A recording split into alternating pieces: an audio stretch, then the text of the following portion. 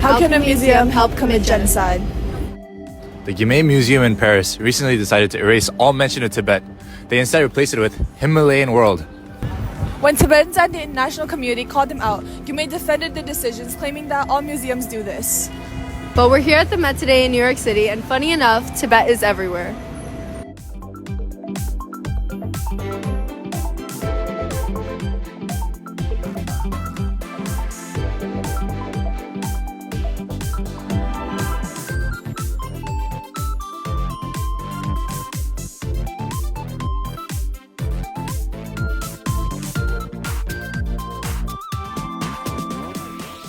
So what's the deal, Guimet?